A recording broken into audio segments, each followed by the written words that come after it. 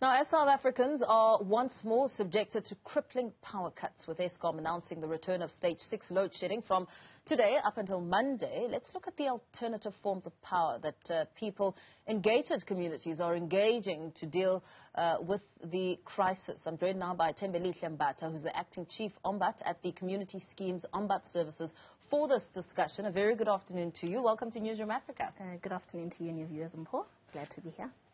Today, we heard Electricity Minister Dr. Ramakgopa just speaking to the load shedding crisis and how we're going to be in stage 6 and all the problems that come with it.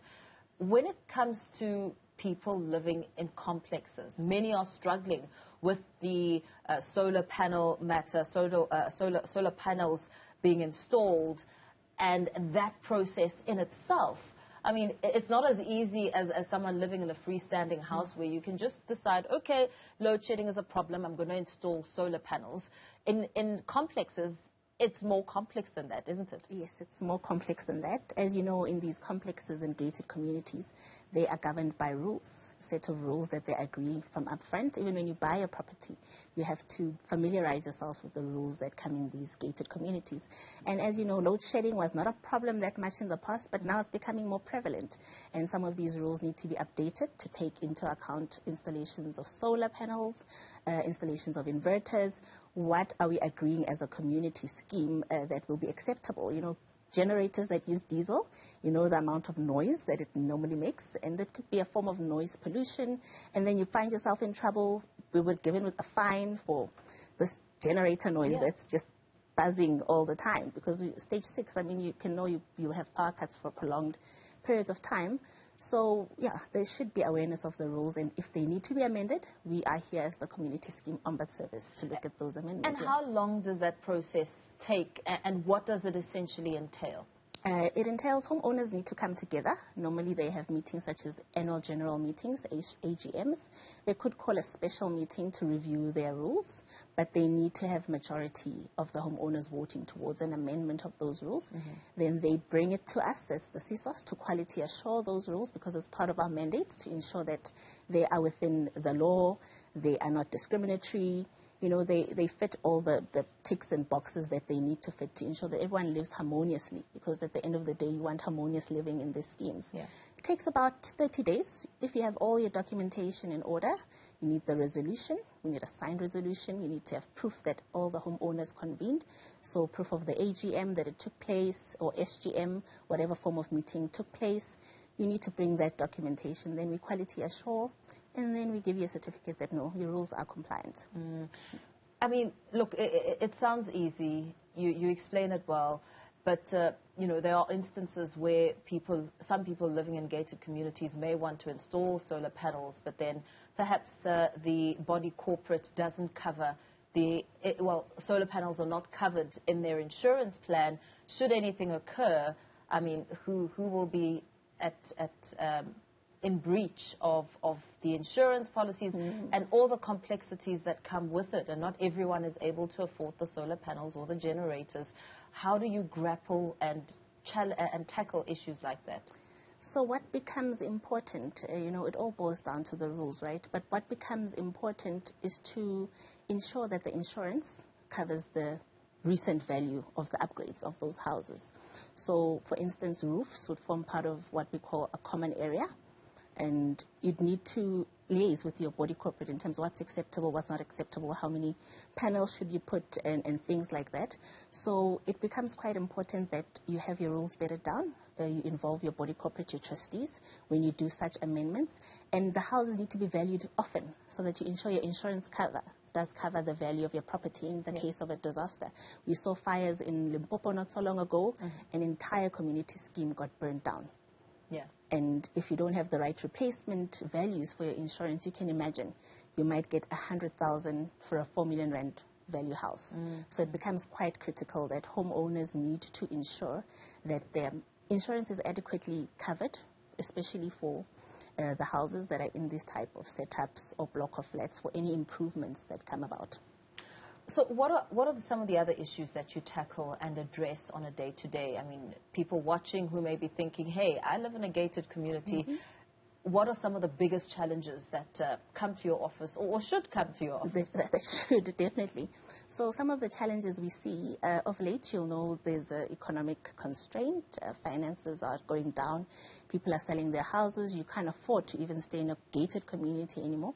So we do get financial issues that come to the fore, behavioral issues as well that come to the fore.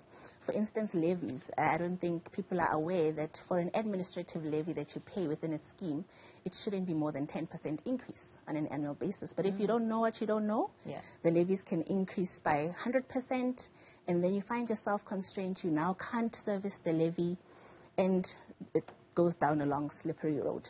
So you can't service your levy. Bond repayments have gone up. Now people are finding to have the choice between paying my levy or paying my bond. And if you stay in such a gated community, you have to pay your levy. So you get such disputes that now you've fallen behind with the levies.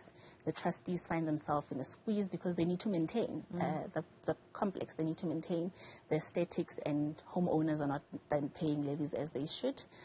Other behavioral issues, for instance, rules can be vague. It just says all animals are allowed.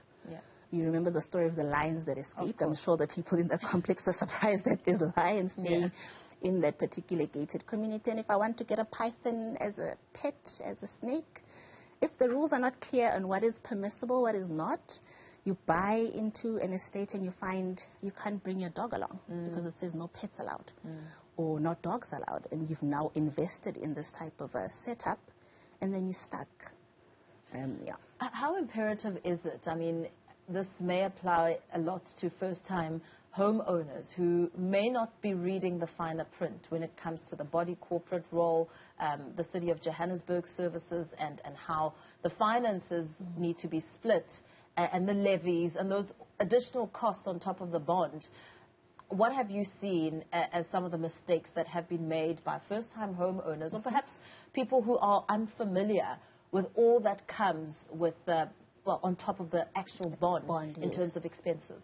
Yeah, we've seen quite a lot. I mean, we're encouraging property practitioners, the estate agents, to inform, your first-time homeowners that it's not just the bond. It's the bond, it's the levy, which can increase on an annual basis, that you'll have to pay, and it's the rules.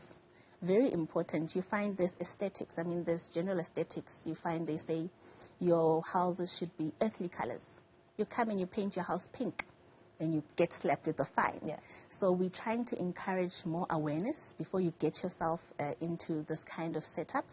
And it is lovely because from a security point of view, with the crime in the country, you're quite secure in those type of arrangements. So it's really to make sure that you also verify if that community scheme is registered with the CSOS, because you might find yourself in a dispute. The community scheme is not registered with the CSOS.